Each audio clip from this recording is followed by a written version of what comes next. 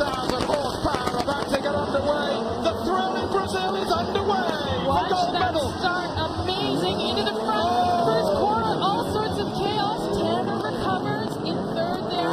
And it's going to be Sandell and Heikkinen who lead. Thomas Heikkinen leads this race with Scott Speed in second position. Third is coming into view. That looks like Markland in the Volkswagen Polo.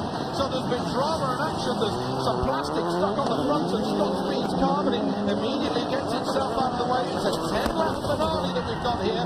He's shedding his bodywork, he's shedding his bumper. Tanner Faust was caught up in that first corner incident as the dust is clearing. There's a yellow flag still being waved at turn 1. 10 cars into that first corner, won't get a fit. Look at all that dust. There was contact in the first corner, and it's going to be hard to stay out of everybody's way. 10 cars, 3 row starting grid. It was bound to happen that there was going to be some contact. So leading this race is Heikkinen from Scott Speed. The two Ford Fiestas ahead of the Polo of Markland. But fourth is now Patrick Sandell, former junior world rally champion, ahead of Steve Arpin. Deegan is sixth, Pastrana is seventh, from Faust, Block and Rice. But they are a long way back. Taking the inside line, taking the Joker, goes the Polo. Heikkinen still leads. That Joker is just enough for a little pass. We can see there's damage on the front end. That looks like it's probably just a bumper. The cooling's in the rear, so it's not likely to affect the performance of Sandell's car. Meanwhile, there's your leader coming around the left-hander. Oh, look at the cars, bottom of your screen. That's Tanner Faust and Travis Pastrana, two of the favorites in this medal round.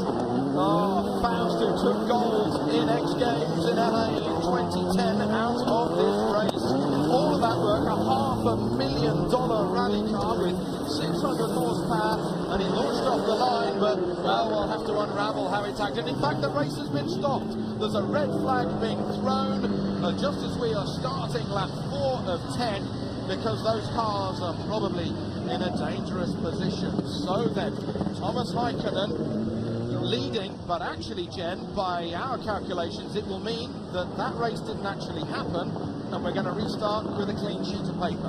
We'll restart with the cars that are able to restart. Ken Block's off here. We see him well off the line, trying to bring his car back to the start.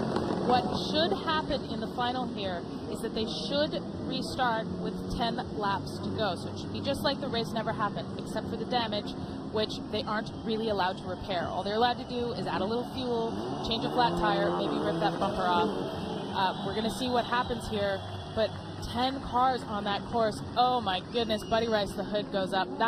It's very hard to see when that happens. You can see and you can drive, but with all the dust and everything, that's tough. And let's hope that the windscreen isn't smashed when the bonnet came up. It shouldn't have done, with the lightweight fiberglass and carbon fiber on that VW Polo. Now this is how it unleashed. Look at the front row, and they all go for the same piece of concrete.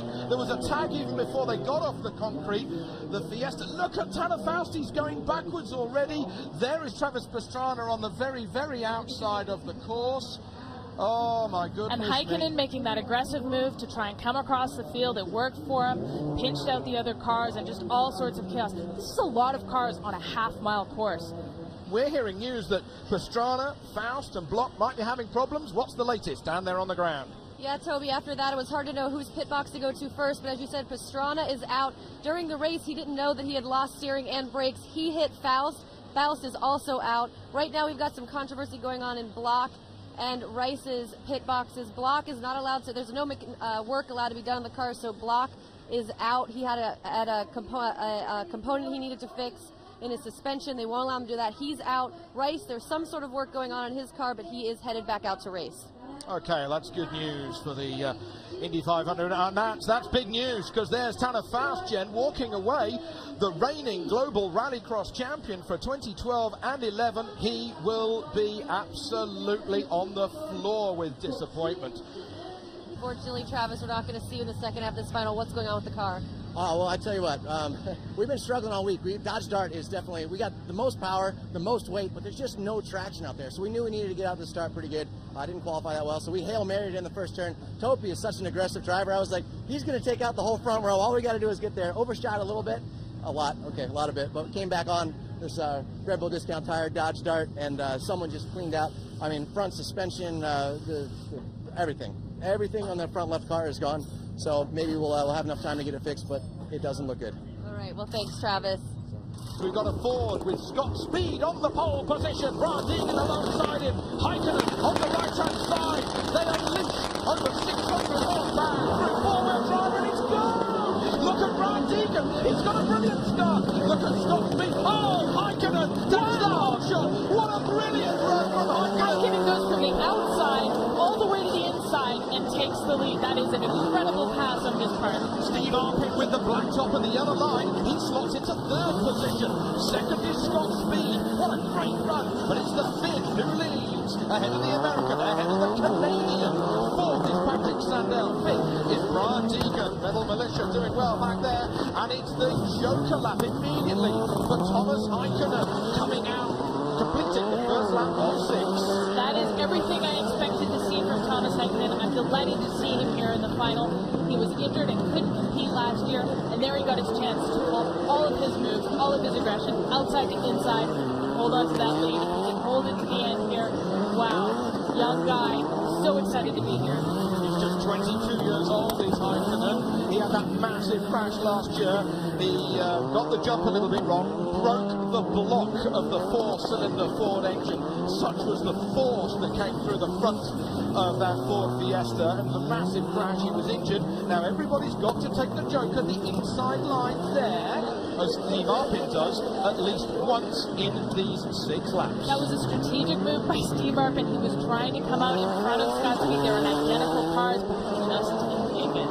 Number 2, Scott Speed behind Thomas Heikkinen, and number 3, that's Steve Arpit. Speed still needs to take the Joker here as we are at the halfway point of this Rallycross final here in Iguacu, down here in Brazil. Well, the rumble in the jungle certainly has got underway now that they are racing, with Heikkinen recovering from a broken gearbox on Friday. The Swedish mechanics doing brilliantly well for the Finn driving the Ford Fiesta. He's keeping it cool, although the temperature inside that car, Jen, will be well over 100 degrees Fahrenheit by now. And that's the brand new Ford Fiesta ST that's been developed for this season. Number 2 and number 3, Scott Speed and Arpit, are in last year's Ford Fiesta spec, the 2012 spec that Brian Deegan and Tanner Faust have both driven to medal. Very competitive cars right at the front of this field here. And then over the jump they go once more. Brilliant jump from Scott Speed. He was so relaxed when he came into this weekend, and the relaxed driving style is certainly suiting Scott Speed so well here. Is he closing in on Thomas Heikkinen? 1.136 seconds. Sandell a little bit further back in that third position, but Speed still got to take the Joker lap. There you have Heikkinen working away at the wheel, all arms and elbows. Look at the different driving style between Heikkinen and Speed. Heikkinen, all opposite locks, Speed being tied in. And that's their different backgrounds. Speed comes from Formula 1 and has been doing NASCAR. Heikkinen is a Rallycross guy through and through, and he's not afraid to race with his elbows out, as they say in motocross.